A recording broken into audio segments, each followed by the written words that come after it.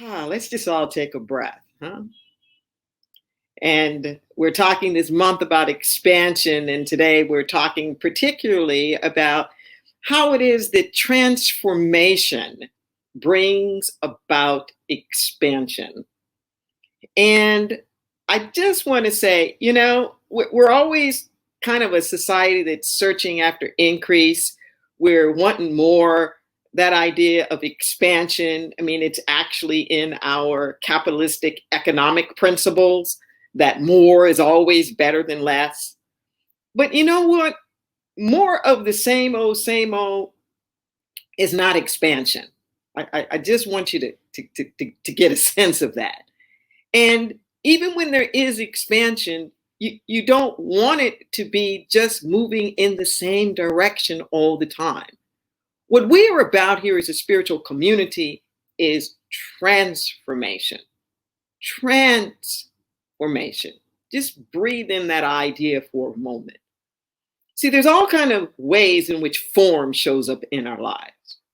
We can inform, which means we take the various forms that are around us and we somehow ingest them. We bring them into ourselves. We can reform, which is to kind of take the same things and move them all around, all over, again. We can inform, we can reform. There's a lot of different things that we can do. But when you transform, you are moving beyond. Trans is movement, is motion. When you transform, you are moving beyond who and what it used to be. And here's how you know when it's really transformation.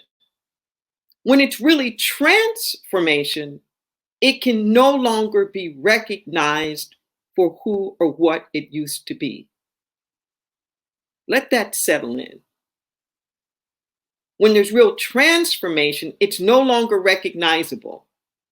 See, if you're looking at something and going, ooh, look how much that's better. Ooh, look how much that's changed. That's a reform, which is great. You're still looking at what you've known before, and you're seeing all the ways in which it has shifted and changed. When something truly transforms, you don't even see what was there before. You don't even recall what was there before. I'm thinking in my mind now, not only of my own life, but of the men that we've worked with inside of prison. This is 20 years coming up on May 5th, 2020, that we've been going inside of prisons, particularly this one particular prison, Pleasant Valley State Prison. And some of the guys who we worked with initially have gotten out. They're former lifers. They've gotten out, and we're still friends now. And we do things together and all the rest of that. I'm telling you, that's transformation. That if you were to look at these men and you were to talk to these men, unless somebody told you, you would have absolutely no idea that these were people who used to be in prison. See, but that means a radical change. That means a radical shift. I remember we used to joke about it in the Pentecostal church, how everybody wanted to go to heaven, but nobody wanted to die. Transformation is radical shift. When you allow yourselves to be transformed, you don't even know who you are. You don't even know who you are. You can't even orchestrate your own transformation because transformation takes a certain degree of surrender. And when we're busy trying to orchestrate our change, we're using all our best efforts. But the problem with our best efforts is that it's relying on our experience. It's relying on what it is we've already done and what it is that we already know. So too many of us in our forward motion, we are busy extrapolating from the past and projecting that into the future. So in that way, the past becomes not only the precedent, but it becomes your ceiling. You don't do any more. You don't go any further than what you've seen or what you thought was possible before. But when you talk about transformation, baby, all bets are off. All bets are off. When you talk about transformation, the past that has happened before is no longer the precedent.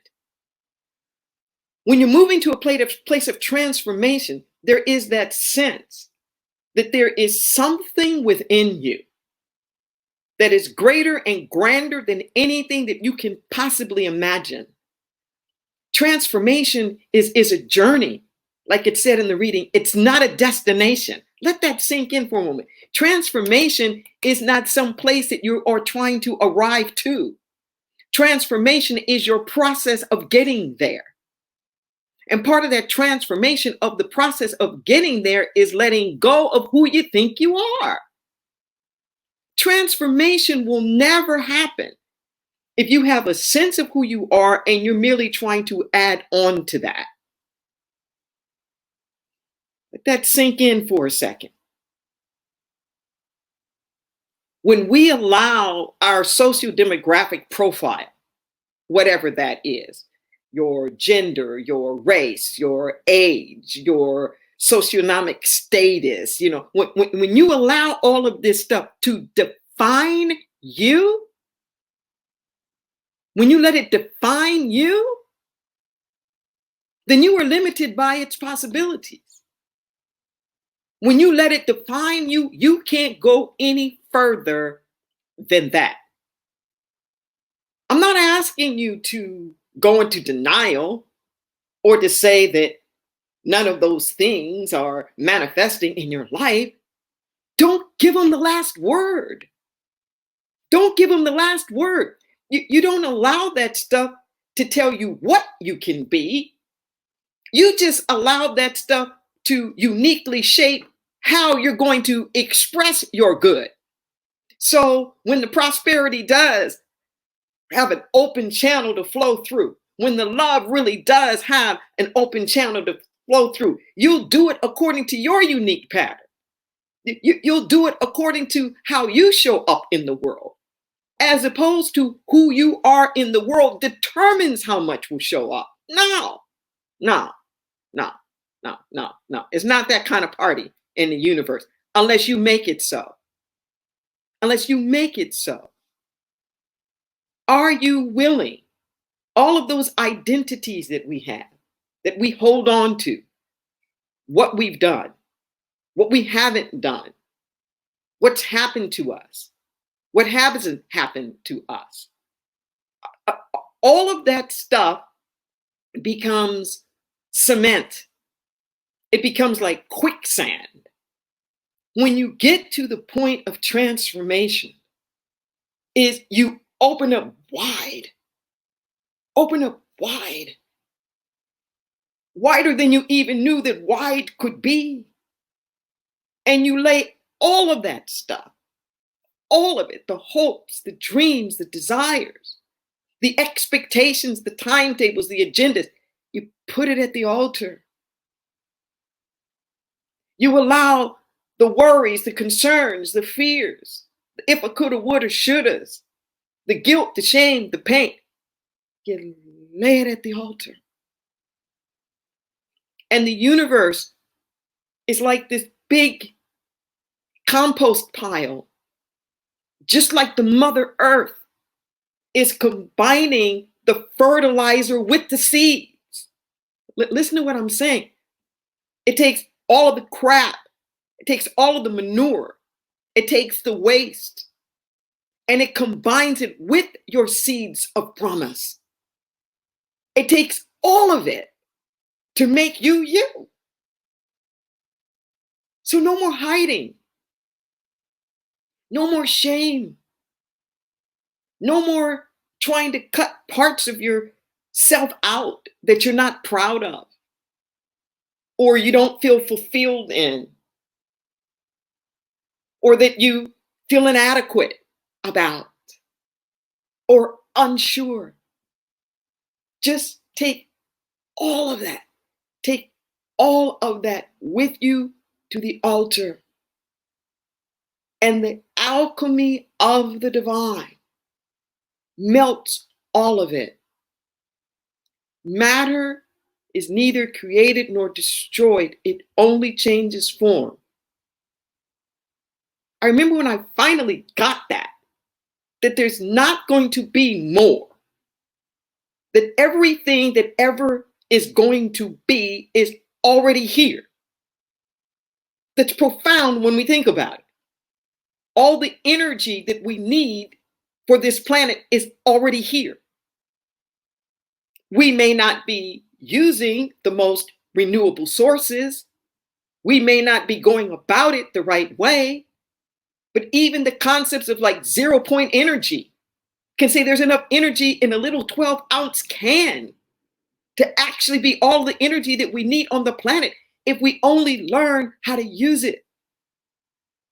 But that means we have to let go of what we have thought. You're more than you can imagine. You have powers that you don't even know. You have capacities that you don't even know. You have to be willing for things to fly out of your mouth that you never even imagined. I'm thinking now of a situation, and I know that I shared this in one of my sermons a while back. I was at a fundraising event. It was actually a GLAD event, the Gay and Lesbian Alliance Against Defamation. I'm one of the early founders of that and facilitators of that group coming together. And they are very powerful, particularly in the media.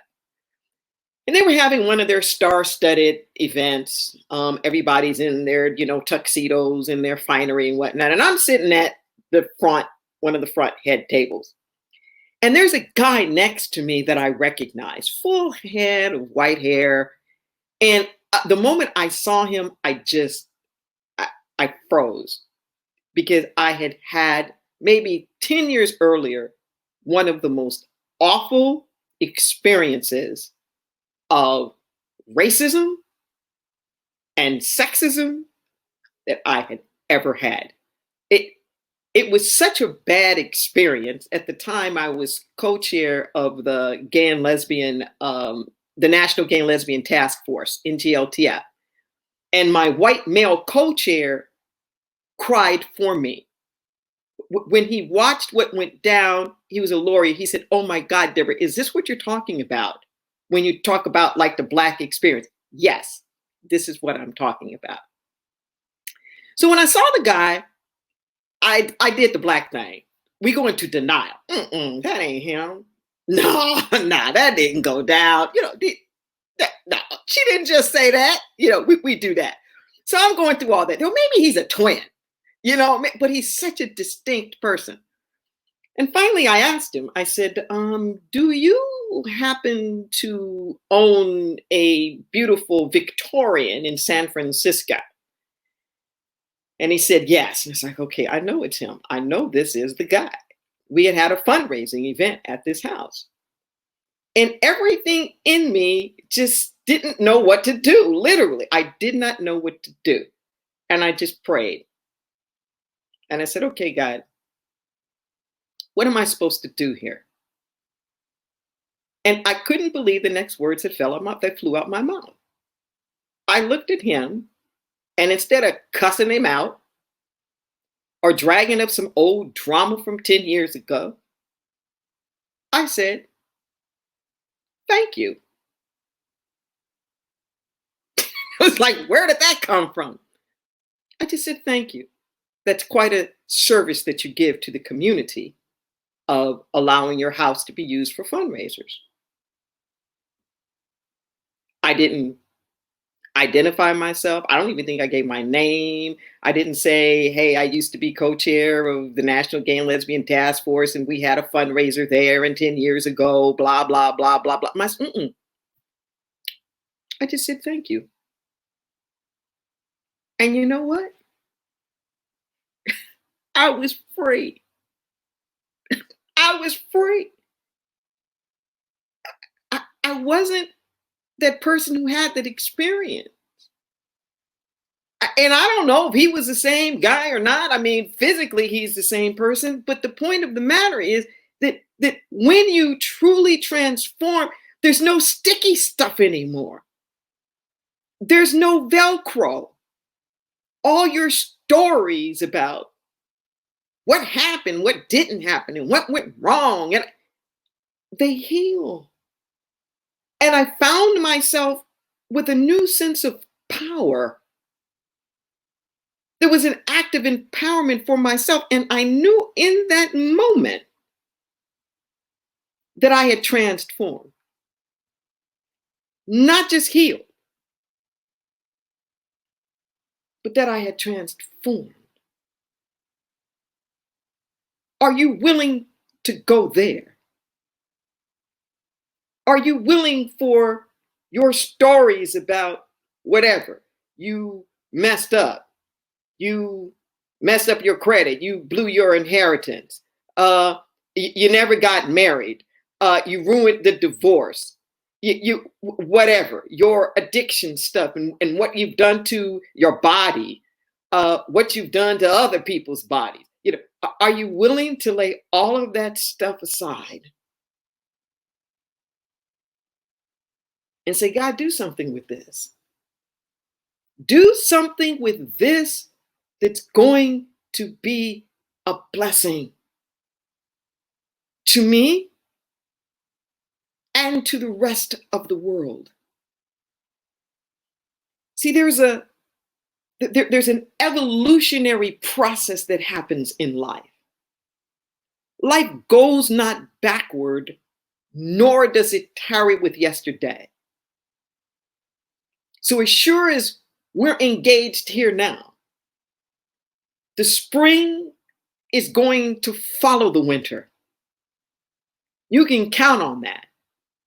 And you'll see the renewal, and you'll see the restoration. And you'll know that this is a new spring. And you'll feel it. But I love how it says in that same letter that I read from. It says, when your evolution meets a revolution, then you'll have the transformation.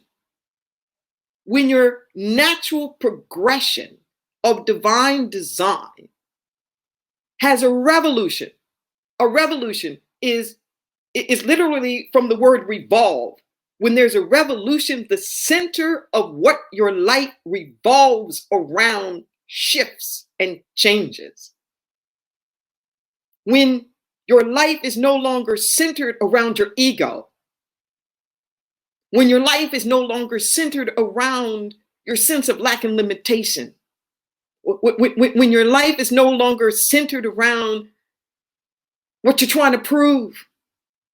I love it the way my mentor Beckwith always says, there's nothing to prove and no one to prove it to.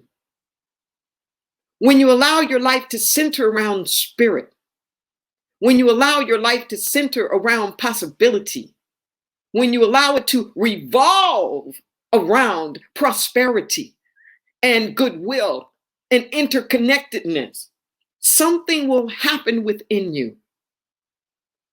It'll be like that metamorphosis that we always talk about between the caterpillar and the butterfly. Yes, there is an evolutionary impulse that takes place. But you know what? What happens inside that cocoon is pure transformation. Because when that butterfly comes out, it is no longer recognized for who it used to be.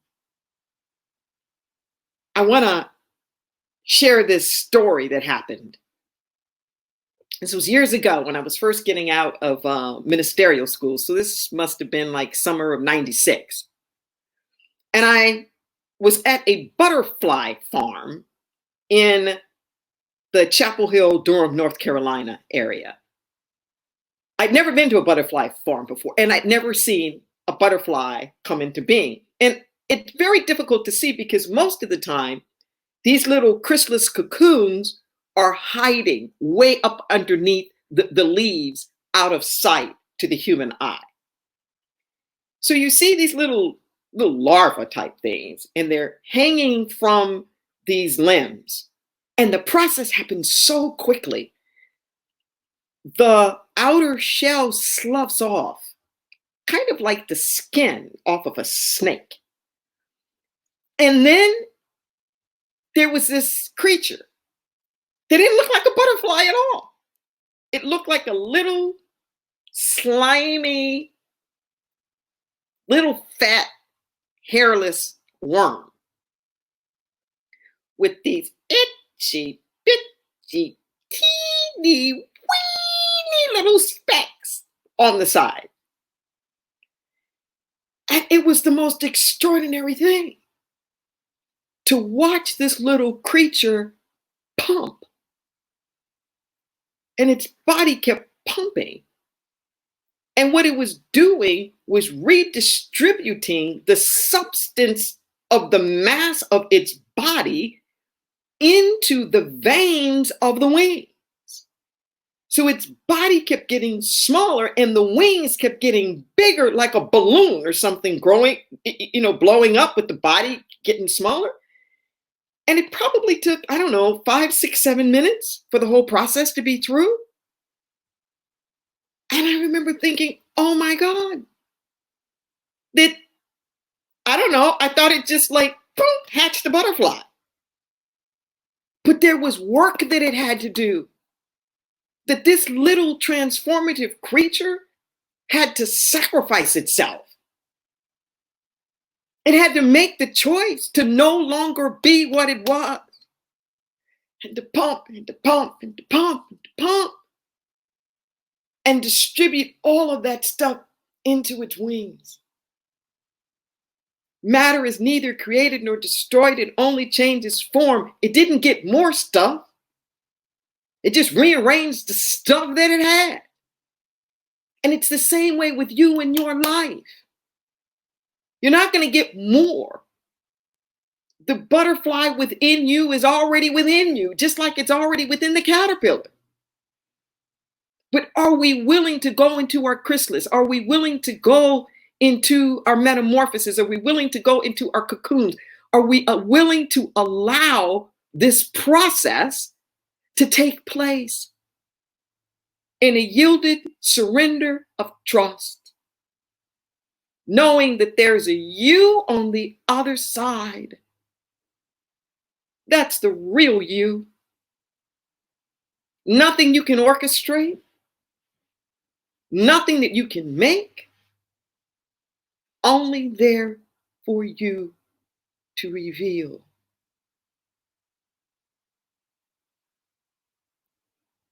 Breathe that in. Only there for you to reveal.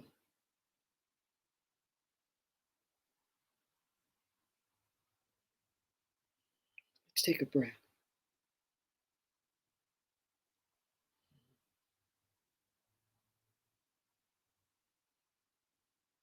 As we individually and collectively move into that state of surrender. Naked. Use us. Whatever it is that we have been called here to be, I am knowing that in the great moment of this COVID-19 pandemic, this is no joke. This is not a test. That everything that we have ever known, thought, prayed about, affirmed, it's like a final exam. It's time to pull it all together for the transformation of a planet. Never been another moment like this in history, where the entire planet is impacted and working together. Even in the midst of all of the pain and the confusion, and yes, even the death. What an extraordinary transformation is taking place. We're not trying to go back. We're moving forward. Forward to whatever that is that we lacked the capacity to stop long enough to be. To whatever that is that was shouting out for Mother Earth, who's now healing, to slow down and let me be. Those relationships that are getting healed, those dreams that are coming forth, the ways in which we're finding all kind of creative new ways to stay connected. Oh, Mother, Father God, there's a healing coming on. Thank you for showing up as all needs met. Restoration of the body temple, sustenance. Even in the midst of all of the unemployment, I know that you are God, not the government. All needs met. Food on every table, shelter, clothing, all needs met. Support, education, whether it's the elders or the children. We're all in this together. My God is an awesome God. Even in the midst, we give thanks and simply allow it to be. And so it is.